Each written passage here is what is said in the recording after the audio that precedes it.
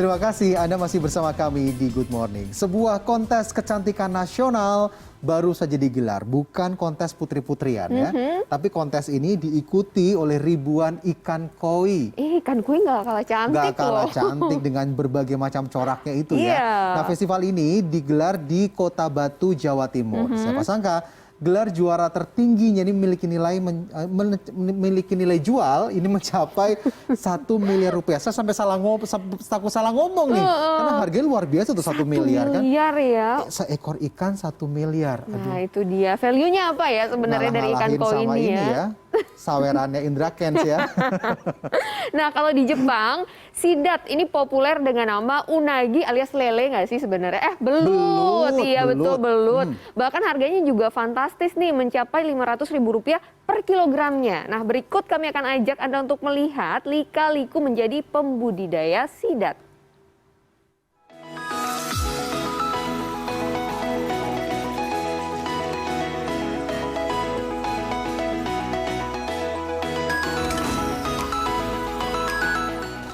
Sidat mungkin masih terdengar asing di telinga sebagian masyarakat Indonesia.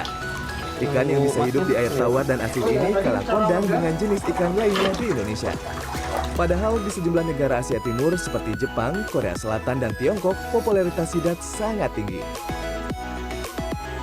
Salah satu sentra pengembangbiakan sidat ada di Kecamatan Ciampea, Kabupaten Bogor, Jawa Barat.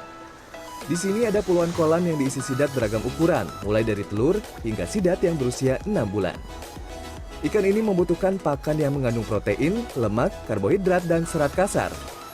Cara termudah adalah dengan menggunakan pakan instan berupa tepung pakan ikan sidat yang dicampur dengan probiotik. Paling sedikit diberi pakan 2 kali sehari, tapi bisa lebih jika ingin mempercepat pertumbuhan ikan sidat.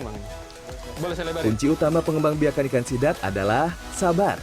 Sebab dari bibit hingga sidat bisa dipanen membutuhkan waktu 1 sampai 1,5 tahun. Waktunya panen tiba. Jangan sampai nginjek, panen juga jangan sampai menekan terlalu kuat, takut dia ntar mati. Ingat, ini ikan mahal. Sekilo gope. Satu sidat itu bisa bobotnya 2-300 gram. Jadi kalau kita pegang 3 ikan sidat yang agak besar, Rp500.000. Dalam 1 bulan, tempat pengembangbiakan ini bisa panen 500 kg hingga 1 ton sidat. Selain diekspor, pelan namun pasti sidat perlahan mulai dilirik masyarakat Indonesia, khususnya di kawasan perkotaan. Kebutuhan pasar yang saat ini sebenarnya masih sangat-sangat terbuka untuk bisa dikembangkan.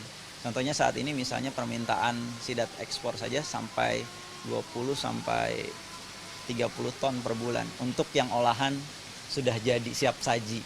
Begitu berarti butuh sekitar 2 kali lipat lagi untuk ikan konsumsinya, dan itu belum tercukupi. Usai melihat budidaya sidat, kali ini saya akan ajak Anda ke kontes ikan koi yang bertempat di Jatim Park 2, Kota Batu, Jawa Timur. Dalam kontes ini terdapat 708 peserta dari seluruh daerah di Indonesia dengan total 2.756 ikan koi. Mulai dari koi lokal hingga impor. Terdapat 3 kriteria penilaian utama, yakni bodi ikan, skin quality, serta ketajaman warna. Dan dalam kontes ini, ikan koi jenis Taisho Sansoku sepanjang 73 cm asal Bandung berhasil menjadi Grand Champion. Ikan koi senilai 1 miliar rupiah ini diketahui kerap memenangkan kontes. Diharapkan melalui kontes yang memperebutkan piala bergilir Gubernur Jawa Timur ini menjadi awal baik untuk peningkatan budidaya dan pemasaran ikan koi. Tim Liputan CNN Indonesia. Baik, dari ikan koi kita akan beralih ke ban bekas ya. Nah kalau ban bekas ini kan sering dianggap oleh masyarakat itu sebagai mungkin bisa dibilang sampah atau juga mungkin barang tidak berharga gitu Sering ya. jadi sarang nyamuk terutama juga kan. Iya, apalagi kalau ke menampung air ya gitu kan. kan. Nah kalau benda ini biasanya dibuang atau dibakar, tapi di tangan warga desa Kabunan, Tegal, Jawa Tengah, ban ini bisa diolah menjadi berbagai kerajinan yang bernilai ekonomi yang tinggi. Ya memang tidak kalah inovatif juga nih. Ada sebuah tim yang terdiri dari dosen dan juga mahasiswa dari Universitas Surabaya, Jawa Timur ini berhasil membuat sepeda dan juga sepeda motor listrik. Nah, inovasi 2 kendaraan listrik ini diklaim memiliki jarak tempuh yang cukup jauh dengan baterai kapasitas yang besar.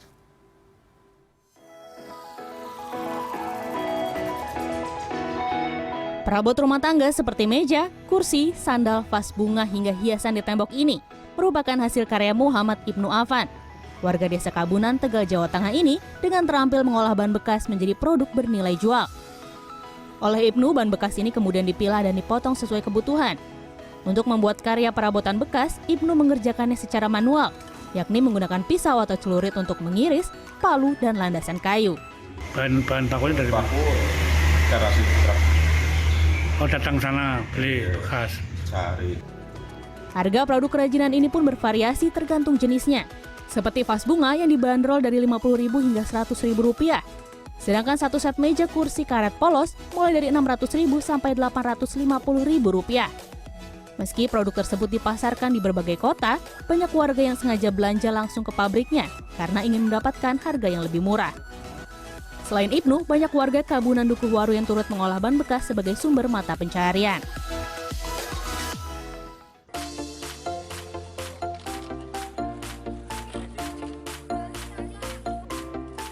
Dua kendaraan listrik ini merupakan karya anak bangsa yang dirancang oleh mahasiswa dan dosen dari program studi teknik mesin dan manufaktur Universitas Surabaya. Sepeda listrik atau e-bike two-wheel drive diberi nama Chevy B1. Sedangkan sepeda motor listrik atau e-cruiser motorcycle diberi nama Chevy M1. Sepeda listrik Chevy B1 memiliki keunggulan daya jelajah bersepeda yang lebih besar dibanding sepeda listrik pada umumnya. Sedangkan sepeda motor listrik Chevy M1 memiliki tenaga yang besar dengan kemampuan jarak tempuh yang jauh, yakni bisa melaju hingga 70 km per jam. Motor listrik ini juga diklaim dapat melaju dengan stabil ketika melintasi jalanan ekstrim. Ini kan baterainya pasti lebih besar gitu ya. Ini sebesar tadi seperti yang dikatakan Pak Erik itu 2000. Lalu untuk yang sepeda listrik itu 500 seperti itu. Penyusunan ide, perancangan prototipe hingga realisasi pembuatan kendaraan membutuhkan waktu kurang lebih 1 bulan. Inovasi kendaraan listrik ini diharapkan bisa menjadi solusi untuk masyarakat yang memiliki tingkat mobilitas tinggi tanpa menimbulkan polusi dan mencemarkan lingkungan. Rencananya, tim motor listrik akan mengurus hak cipta agar bisa diproduksi massal, sembari mengembangkan lebih lanjut untuk tahap penyempurnaan. Tim Liputan, CNN Indonesia. Selanjutnya, Indonesia memiliki banyak tradisi turun-temurun yang sampai saat ini masih terus dilestarikan. Seperti tradisi mengangkat dan juga memindahkan rumah yang dilakukan ratusan warga di Polewali Mandar, Sulawesi Barat. Jadi rumah ini digotong buat dipindah ke lokasi baru, rame-rame gitu bareng-bareng. Berarti rumahnya ini jenis rumah panggung gitu ya. Seru deh gambarnya. Betul ya, nanti kita lihat ya seperti apa ya. Tapi ada juga nih tradisi pesijuk, tradisi pengantin baru yang dilakukan warga Kabupaten Pidi Aceh. Kita lihat informasinya.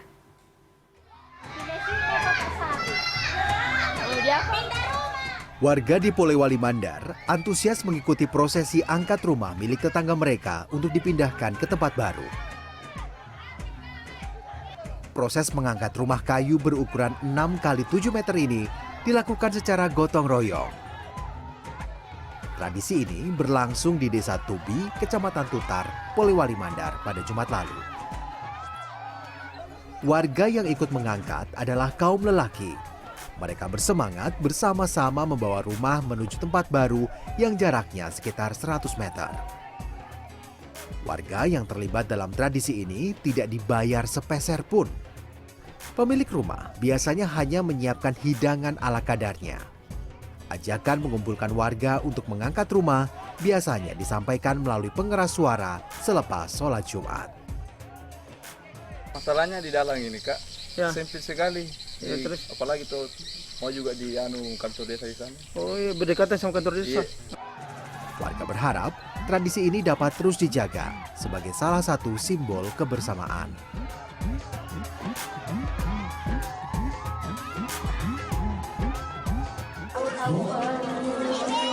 Di Kabupaten Pidi Aceh ada tradisi pesijuk. Tradisi ini biasanya dilakukan dalam berbagai momen bersejarah seperti pengantin baru. Kedua mempelai disiram dengan air putih yang telah direndam dengan dedaunan seperti daun pandan yang berduri. Ini bermakna agar mempelai siap menghadapi tantangan. Juga ada daun sesijuk atau daun cocor bebek yang bertujuan agar keduanya selalu sejuk dalam menghadapi persoalan rumah tangga.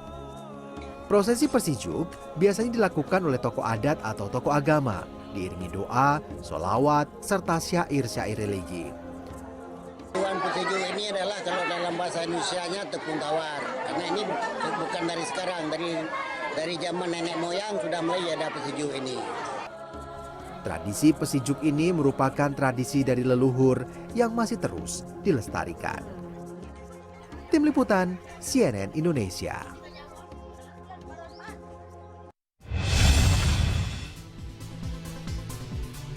Invasi Rusia ke Ukraina terus berlanjut. Seorang wanita hamil yang selamat dari pengeboman di rumah sakit Mariupol pada Rabu lalu kini telah melahirkan seorang anak perempuan. Kami hadirkan informasi lengkapnya usai jeda, tetap di Good Morning.